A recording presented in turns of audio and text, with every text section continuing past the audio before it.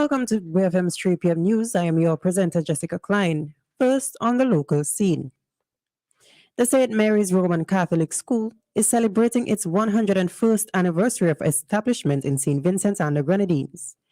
The school is set to host a series of activities throughout the year to celebrate the grand occasion starting Saturday, 21st January 2023.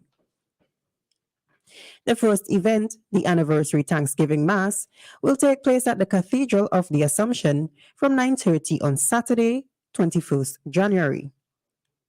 Other activities to take place as part of celebrations for the anniversary includes St. Mary's Loves You, Feed the Homeless at the Soup Kitchen on February 12th, Parent-Teacher Challenge in March, Community Outreach Project in April, locating and presenting tokens to the oldest living past students and teachers, and making bookmarks and distributing them to the elderly.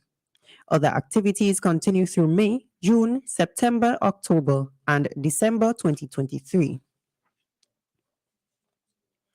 Traffickers and traders of agricultural produce from St. Vincent and the Grenadines have complained about not being able to pay farmers for produce sold to them last weekend. In an article by Asbert News Network, one trafficker said that she went to the bank to convert her Trinidad and Tobago TT dollars to Eastern Caribbean dollars when she was told that traffickers are not allowed to change more than $20,000.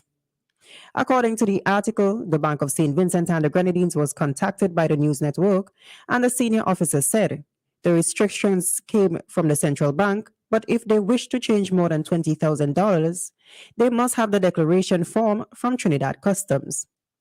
The senior banking officer said the bank has limited amounts of TT dollars they can change from traffickers per month. This means that if the limit is met in the middle of the month, they cannot go beyond that until the beginning of the next month. The traffickers say they have been left in a very bad position by the banking regulations, as they have suggested that the move will cripple their already troubled businesses, because if they can't pay farmers, they won't be able to get produce to sell.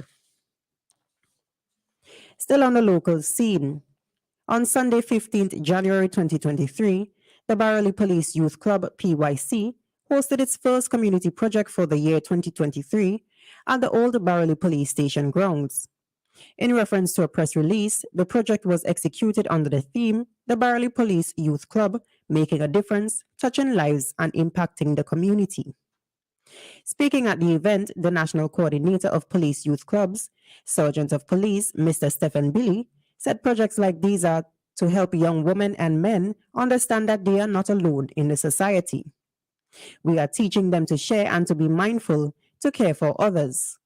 These senior citizens would be receiving the food baskets as a token from the Barely Police Youth Club. He outlined that the PYC is not looking for publicity, rather it is about socializing our children the right way so that they can understand the value of sharing and respect for their elders. On the regional scene, a St. Lucian court has sentenced a school bus driver to a suspended 2-year jail term and fined him 102,000 euros in connection with the death of a 2-year-old child who was found dead after being forgotten in the school bus back in 2018. The court handed down the verdict on Monday, 16th January 2023.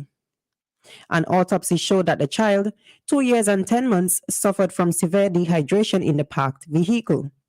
According to reports from St. Lucia Times, since the incident, the driver, aged 40 at the time, had been banned from transporting passengers.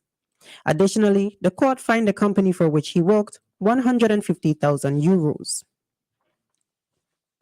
Still on the regional scene, Jamaican sprint legend Usain Bolt is facing a wipeout of investments made with Stocks and Securities Limited, SSL, and now fears that he would not be able to retrieve these monies he had hoped would be available for his retirement. According to the Jamaica Observer, the information was delivered to Bolt's management team last week, just before the company went public about a major fraud that sources say amounts to more than $1.2 billion. Bolt is among more than 30 individuals whose investments at SSL are believed to have been stolen by a wealth advisor.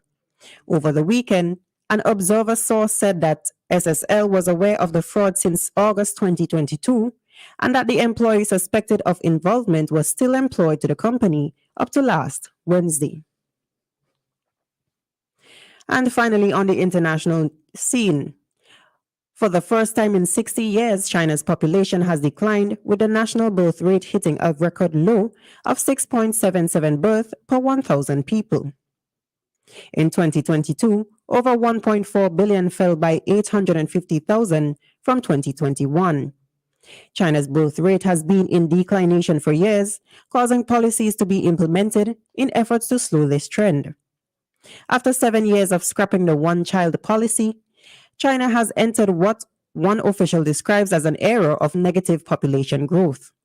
Deaths also outnumbered births for the first time last year in China, with a log of 7.37 deaths per 1,000 people, its highest rate since 1976. This has been WEFM's 3 p.m. news. I have been your presenter, Jessica Klein. Join us again at 5:30 p.m. for WEFM's evening news, and we thank you for listening.